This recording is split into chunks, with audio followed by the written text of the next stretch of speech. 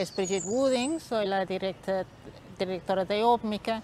Entiendo que la movilidad humana es normal. Tenemos las ballenas jorobadas que nos visitan todos los años a Samaná aquí, y de así, como no, sin pasaporte, de manera que hay que entender que todos tenemos el derecho de movernos y así mejorar nuestra propia situación y la situación para la humanidad. Antes que nada, cuéntanos cómo has llegado a República Dominicana viniendo de Inglaterra o del Reino Unido. Llegué efectivamente al Caribe, a Santo Domingo en particular, ya desde comienzos de los años 90 del siglo pasado, en el marco de una misión de cooperación internacional que enmarcaba todo el Caribe, y bueno, después de varios años decidí quedarme aquí. ¿Y el tema de migraciones ya lo traías desde el Reino Unido o fue algo que incorporaste al conocer la realidad de la Hispaniola, digamos, de esta isla que es tan particular cuando hablamos de migraciones, ¿no? Que es repartida entre República Dominicana y Haití? Sí, me interesaba antes de llegar acá el tema de la migración, pero en realidad fue aquí que pude comenzar a profundizar algunos temas. Me tocaba hacer todo un trabajo, por ejemplo, bajo el primer golpe de Aristide en Haití, 91 a 94. Estaba haciendo un trabajo de gestión a distancia desde Santo Domingo con un equipo, todo personal haitiano, trabajando prácticamente en la clandestinidad bajo ese golpe de Estado. Y ahí comencé a interesarme en todas esas dinámicas de movilidad, incluyendo todo el tema de la migración forzada, tanto las deportaciones que se da, como el tema de las personas en necesidad de protección especial por salir de su país por temas políticos. ¿Y con qué realidad te encontraste al llegar acá hace ya algunas décadas y cómo ha evolucionado, supongo que para mal, en 2023, en la actualidad? Sí, es muy interesante comparar cómo es la situación desde hace algunas décadas con la situación actualmente. Hay algunas tendencias que se mantienen y esas tendencias es que una persona en 5 en el Caribe, nacido en el Caribe, vive permanentemente fuera del Caribe, ¿verdad? Eso ya es una tendencia que sigue en el tiempo. Y lo que sigue también, una tendencia que se está reforzando, es la migración intrarregional, siendo el corredor Haití-República Dominicana uno de los corredores de más antigüedad en toda América Latina y el Caribe, y un corredor que tiene más complejidades, ¿verdad? Estamos hablando de un siglo de migración laboral desde Haití hacia República Dominicana. Eres coordinadora o directora, mejor dicho, del Observatorio de Migraciones del Caribe, ¿no? Y además un centro miembro de Claxo, ¿no? ¿Nos puedes presentar un poquito este observatorio y el vínculo con Claxo? Sí, en términos laborales estoy trabajando desde hace más de una década con el OPMICA, ¿no? Observatorio de Migrantes del Caribe, que es un think tank, un centro de investigación aplicada, que se formó inicialmente entre 2 universidades, entre Flaxo y UNIBE, aquí en Santo Domingo, pero que luego se ha ido autonomizándose desde 2012.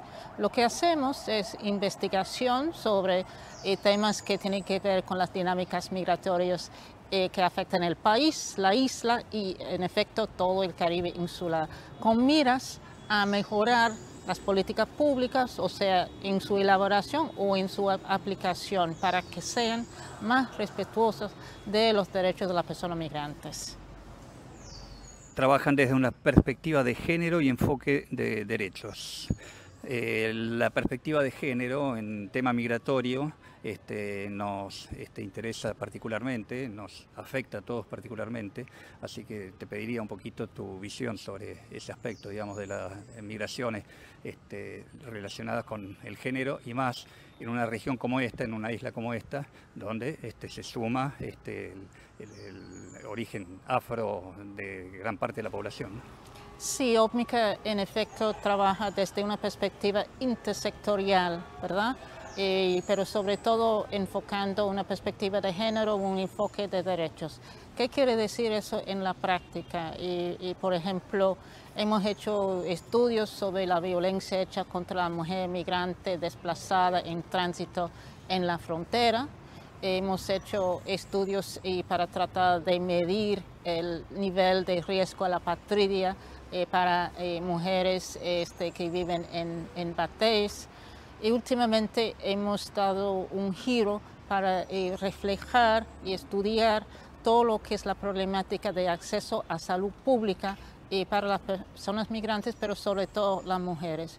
¿Por qué estamos estudiando ese fenómeno? Porque en los últimos años se ha dado un giro negativo en la medida en que políticas más restrictivas han estado obstaculizando el acceso a la salud pública para mujeres migrantes. Eso quiere decir que, por ejemplo, están en un momento dado fiscalizando el estatus migratorio de mujeres hasta en las maternidades, hasta sacando mujeres migrantes embarazadas de las maternidades y exponiendo a esas mujeres, por ejemplo, a detenciones arbitrarias y deportaciones, lo que es completamente en violación de la legislación dominicana, los acuerdos binacionales, por no decir convenciones internacionales.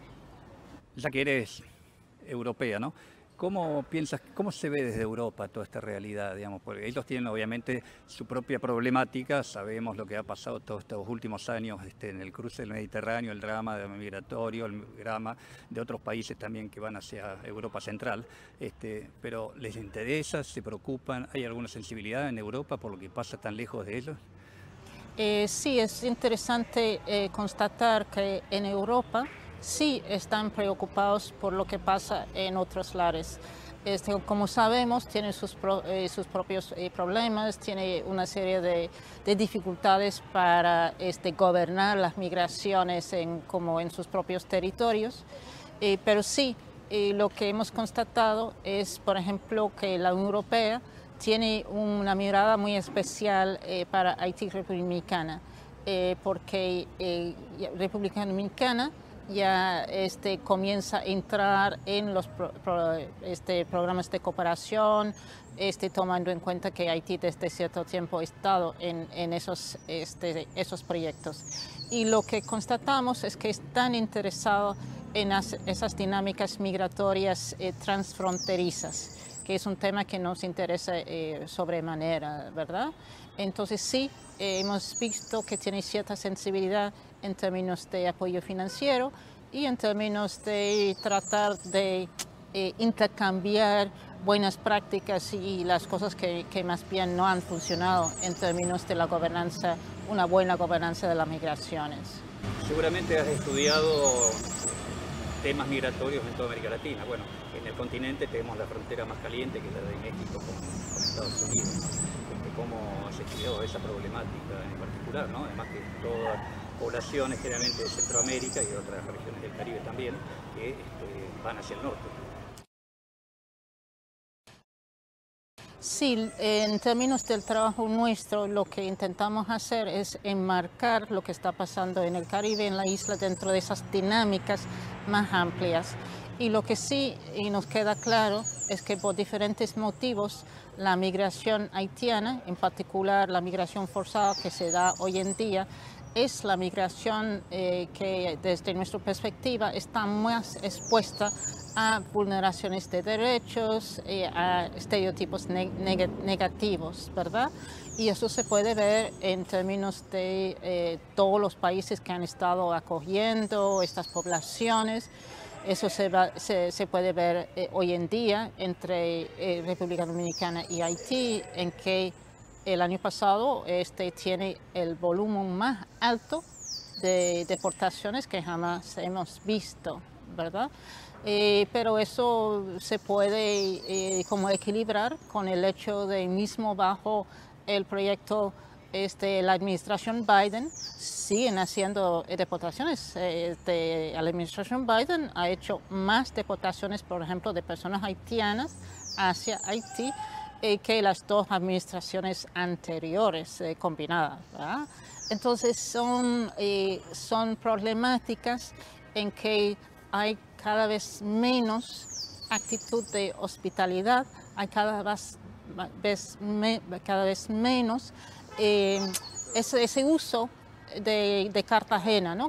Cartagena, que fue algo en que los países de América Latina decidieron tratar de ir un poquito más allá de las convenciones de Ginebra en relación con personas refugiadas, personas con necesidades de protección especial, pero hoy en día se nota menos generosidad, políticas más restrictivas, no solamente con la migración haitiana, pero por ejemplo en términos de la migración venezolana, que está realmente se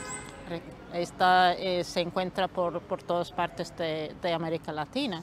Entonces eso es una inquietud, y porque en la medida en que se está mermando el respeto de los derechos de las personas migrantes, todos sufrimos porque hay menos Estado de Derecho. Hablaste de Haití varias veces, ¿no? Bueno, supongo que has ido a Haití. ¿Cómo se ve ese mismo tema migratorio desde el otro lado de la frontera, ¿no? Porque son hombres, mujeres, familias que o que vienen a trabajar o que vienen por temas salud, etcétera, de este lado de la frontera, ¿no? Y cómo piensan ellos que esperan que los reciben de este lado en Santo Domingo, en República Dominicana. Sí, yo he vivido, de hecho, 3 años en Haití, conozco bien la realidad allá. Actualmente estamos haciendo un estudio Infancia en Movimiento. Infancia en Movimiento, es decir, niños, adolescentes no acompañados que están atravesando la frontera y por la situación en Haití, por situaciones que se dan en sus familias, ¿verdad? Y hemos sacado algunos testimonios de esos niños jóvenes, y lo que sí queda claro es que independientemente de todo el maltrato que pueden entender y pueden escuchar que se da aquí, ellos entienden que hay más oportunidades, más posibilidades aquí en ese momento por todo el tema de violencia. O sea que es más fácil cruzar la frontera de forma informal, de forma irregular, que correr el riesgo de terminar en Puerto Príncipe como parte de una pandilla que está causando como todos esos estragos en el país. Entonces, eso está claro. Lo que sí podemos afirmar es que no hay grandes movimientos, ni tuvimos grandes movimientos después del terremoto de 2010, ¿verdad? Un aumento leve. Y otro fenómeno que se está dando, y es que la migración haitiana, sobre todo después del terremoto de 2010, se da en todas partes del continente, ¿no? Comenzó con esa nueva ola de migración hacia Brasil, hacia Chile, al entender que no iban a tener tan buenas condiciones para vivir y trabajar, y malinterpretando como los mensajes de las administraciones respectivas en los Estados Unidos, hicieron todo el trayecto cruzando 13 países para intentar llegar a los Estados Unidos. Sabemos todas las peripecias que han hecho en la frontera de México, ¿verdad? Y no estamos convencidos que la nueva política, el llamado Proyecto Biden, está dirigiéndose a esa problemática. Porque ¿qué hace ese nuevo proyecto desde comienzos del año? Por un lado, está dando una cuota de entrada a personas desde Nicaragua, Venezuela, Cuba, Haití, para que puedan entrar, pasar 2 años con cierto auspicio, una migración ordenada, regular, pero quién sabe qué va a pasar después de 2 años. Eso es para la gente que tiene los recursos para conseguir su pasaporte y demás. Pero las personas de menos recursos que han hecho todas esas policías por todo el continente están siendo no recibidos en la frontera México-los Estados Unidos. De manera que lo que hay es una especie de sesgo, ¿verdad? Hay una visión clasista. Vamos a entrar a ciertas personas con ciertos recursos, con personas que les pueden apoyar, pero no vamos a recibir las personas con necesidades de protección especial, así mermando todo lo que es el derecho a conseguir asilo, refugio en circunstancias especiales. Entonces, y pensamos que la situación está complejizándose de sobremanera. Con todo este panorama, los diagnósticos y tantos años de estudio y de investigación sobre migraciones, ¿eres optimista? ¿Qué nos espera en los próximos 5 años, 10 años, digamos? ¿Se encontrará algún tipo de respuesta, de solución, o esto se va a agravar?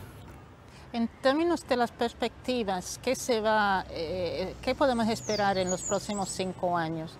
Y me parece que en el Caribe ha sido siempre una región de migraciones, ¿verdad? Y aunque tenemos más complejidades, bueno, hay algunas buenas prácticas también del uso de remesas que vienen de fuera, que pueden ayudar al desarrollo y cosas por el estilo. Pero yo pienso que lo que hay que tratar de hacer es fortalecer los mecanismos regionales para apoyar una buena gobernanza, ¿verdad? Y en un sentido de compartir responsabilidades. No es que es un peso. Tenemos que ver que hay aportes. La migración haitiana aportó en su momento con toda la industria de caña de azúcar para la riqueza de este país. Entonces tenemos que tratar de revertir la moneda. ¿Cómo es que podemos todos coexistir reconociendo los aportes de las personas en movilidad humana y tratando de asegurar que todos y todas podemos beneficiar de lo que es una realidad, un fenómeno de larga data? Muy claro. ¿Quedó algo así importante que no te haya preguntado, que quieras expresar? Me parece que lo que es importante en el caso de Claxo es que tiene como esas conexiones a nivel regional, ¿verdad? Y eso es importante porque me parece que al intercambiar experiencias, al hacer incidencia política mancomunada, tenemos la posibilidad como académicos de hacer aún más influencia, tener como más, sí, hacer más influencia en los gobiernos respectivos.